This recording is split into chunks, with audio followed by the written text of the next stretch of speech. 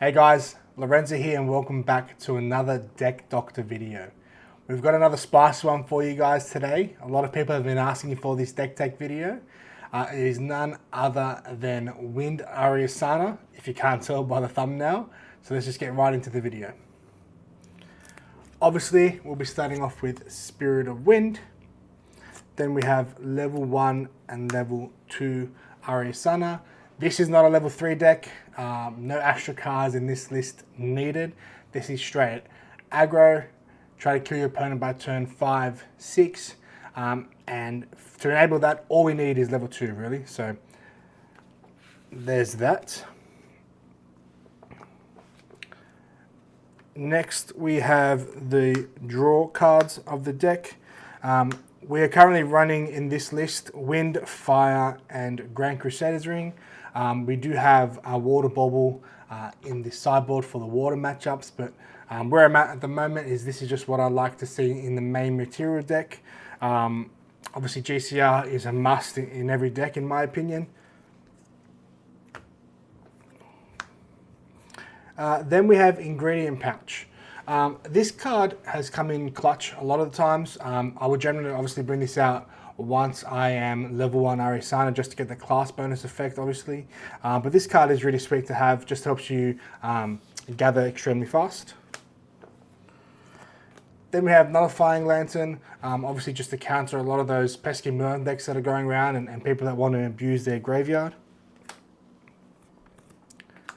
Tariff Ring for the aggressive matchup, just to slow them down and hopefully make you survive a turn. Then we have Eye of Argus. This is just to get past a pesky top minion a pesky stealth minion that you can't get past. Also, just another way to draw a card. Then we have Plated Bullet and Prototype Pistol. Now, yes, I understand we are not a Diana deck. But this is probably our best Diana impersonation we can do. A lot of the times, once I've been able to draw my cards and I don't have anything else to do with my material deck, I do start to bring out these two one after another just to be able to threaten an extra couple of points of damage on my kill turn, or to be able to swing past a taunt ally to get through one of those guys, just so that my kill turn can just go straight direct to the face. These cards do come in clutch. You can switch them out if you want to, but it just works really well in the deck and I'm really enjoying it. Next, the Ally package. So, we have 4 copies of Foraging Servant. Just an amazing card in this deck, class bonus. It is Floating Memory, which is always nice just to get to that level 2 a little bit easier. And on enter Gather, which is nice. You make a lot of herbs in this deck. And this card is obviously another way to help you get there a lot faster, to be able to brew potions for free rather than pay for their cost. This card is just a really nice card to have in the deck, and I really like it. Next, we have my favorite 2-drop in the entire game. We have 3 copies of Imperial Recruit. Why is it my favorite 2-drop? I just believe this card has ultimate value. It's a 2-drop, 1/3 foster. If they don't do any damage to it at the start of your turn, it does become a 2/3. I personally believe this is probably the best value card in the game. I'm probably wrong. I just really like this. If I could have this out of 4 of, I would. I just can't find any room in the deck for it. But yeah, 3 of these, which feels really nice to have. Then we have 2 copies of Allied War Priestess. I have tried this out of 3 of. I didn't like it at 3 of. I liked it where it sat at a 2 of. It is class bonus +1 attack, so it is a 3-drop 2/3, which is very important. On attack as well, it has memory +4, recover 2, which is also quite nice for those really aggressive matchups where you're just trying to survive another turn. Then we have everybody's favorite wind card, well, wind ally I should say, Swift Recruit. An amazing intercept minion just to have sit on the board just to annoy your opponent, and if they do end up killing it, obviously you get the free Floating Memory, which is always nice. Then we have arguably the best 3-drop in the game, Gildas. This card is absolutely amazing in this deck. You balance really well, really easily in this deck, and just being able to get this down early on, just to be able to ping your opponent for 4 in the face is really nice. If you're running 4 copies of Gildas, you best believe you're running 4 copies of Lurking Assailant. This card just another incredible 3-drop, especially in this deck.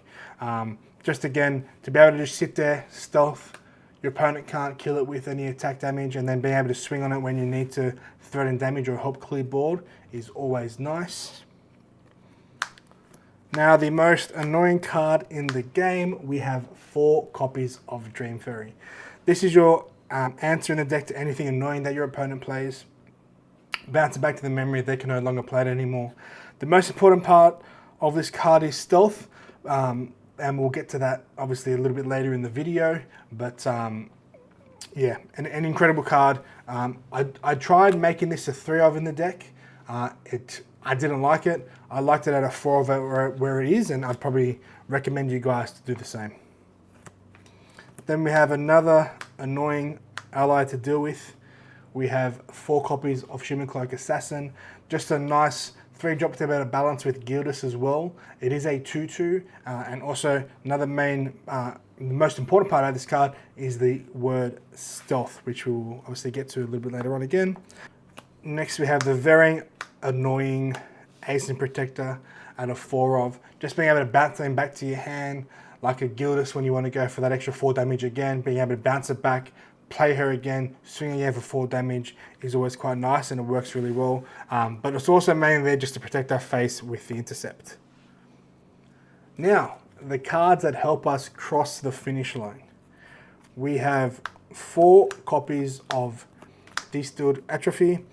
This is probably the card you want to see on turn 1 100% of the time. This is the card you want to be able to play first, just to be able to stack those counters up on this really fast. It'll be either 1 copy of these that you want to be seeing earlier on, or you want to be seeing 1 of the 4 copies of Wild Growth Elixir.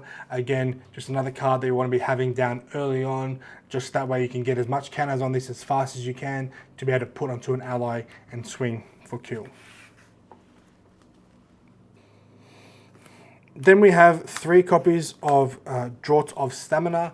This is just, again, once you're able to have Wild Growth Elixir give all your counters to an ally and swing, you want to be able to sacrifice this to wake up that ally to be able to swing again. Multiple times I've had the Wild Growth Elixir give Dream Fairy 10 counters, which we'll get to in a second. Wing with the Dream Fairy for 11 damage. Pop this, wake up the Dream Fairy again, swing it for another 11 damage, 22 damage turn. You cannot complain about that. Then the card that makes all the other cards extremely broken is 3 copies of Enhanced Potency. It is a class bonus, costs 1 less, rest target potion you control. The next time you activate ability on it, you trigger it twice. Then we have the cards that kind of protect allies on the field. We have 2 copies of Favorable Winds. I like to set a 2 of. You could probably argue to make this a 3 of, but currently at the deck, the way the deck sits and the way the deck runs and works, I like to set a 2 of. Again, floating memory and be able to save something on the 1 health is always nice and annoying for your opponent to deal with. 3 copies of Reclaim. Again, just another amazing floating memory card. The amount of tricks that you can play on your opponents with this card, bouncing back an ally to your hand when they're trying to either deal the final blow, waste a lot of their resources on clearing a Gildas, for example. You bounce back the Gildas to your hand, now you have floating memory, you can level up, you can do whatever you like from that, and then play the Gildas again and swing for another 4 damage again on the next turn. Then we have the amazing 4 copy of Zephyr. This card is just absolutely nuts. Again, kind of on the same part of Reclaim, but instead of returning it back to your hand, you just flicker it onto the board. It's absolutely insane. If I could run 8 copies of this card, I definitely would. And you best believe that we technically do with another 4 copies of Enchanting Gale. This card combo here is extremely crazy. The amount of times that my opponents wasted a lot of resources, again, to bounce a Gildas or to bounce you know, or to kill something on my board, being able to play one of these in response, flicker the ally, have it come back in their end step. They can't target or do anything else with it. Come back to my turn, I have full range, full control of my board again. It is absolutely nice. Now, I'll just like to show probably a kill turn in this game. So essentially what you want to do is you want to have probably one copy of Wild Growth Elixir or Distilled Atrophy on the board. You want to have obviously one of your annoying allies. For example, we have Shimmercloak Assassin.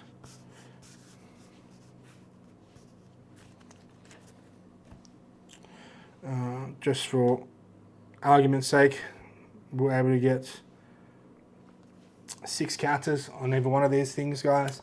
You would then play Enhanced Potency. You will tap your Wild Growth Elixir.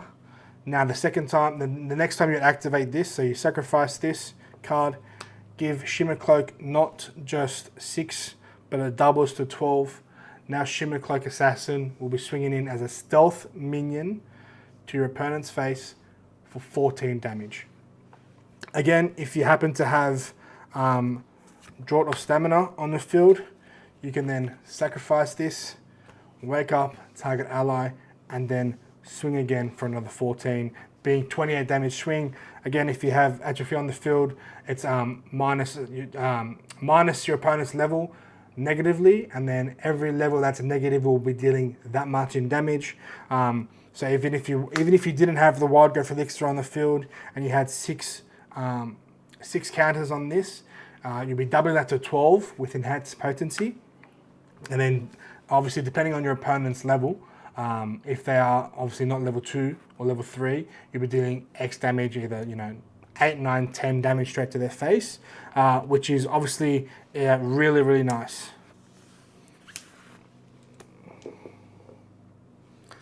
Now we'll move to the sideboard. I'm currently testing out a couple of different ways on the sideboard, but I'm liking 3 copies of Veiling Breeze just to be able to deal with those annoying decks. Just to be able to protect my face a lot more. There is a high win count in this deck, so being able to play this card, I felt really safe, especially against Diana, actually. The amount of times she would, do 5-6 damage to face, just play a Veiling Breeze in response, revealing, 5-6 win cards, just shuts off her complete turn. That felt very nice. I was originally running 4 of these. I did change it recently just to have 1 copy of Fairy Whispers, just trying to test it out, see how I do like the card. Just an amazing card to play at the end of your opponent's turn, just to be able to fish for any of your potions, your win potions that you want to play, or if you need to play this when you have your potion set up but you haven't found a Gildus, you haven't found a stealth minion like in Dream Fairy or Shimmercloak Assassin, just to be able to pay this, glimpse the top 3, reveal your Shimmercloak Assassin from the top of your deck, add it into your hand. Just felt really nice, so I like where I sit with that. And then we do have Safeguard Amulet, we have Trinket, and we have the Water Bobble. Just obviously to be dealing with the water and the pesky Rise or Merlins that there are out there. And obviously this is in water against it as well, just to be able to deal with the staff. So that's just the sideboard obviously against the water package. And then to finish it off, Tithe Proclamation, just for one of the for those decks that want to obviously abuse the drawing in your Crux, Lorraine, or against your annoying Rye players or Merlin players that just want to be able to draw an insane amount of cards every turn. And there you have it, guys. There is a deck video on Wind Arisanna OTK / Aggro.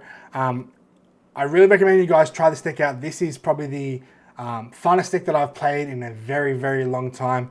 The amount of damage that you can pump out in this deck is absolutely insane. Like I said the other day, I was able to get Shimmercloak Assassin, deal 28 damage in a turn. It definitely took my opponent by surprise.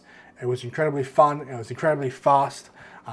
There are a couple of hard matchups, just anything that obviously can be able to, in response to the attack, be able to kill it or bounce it back.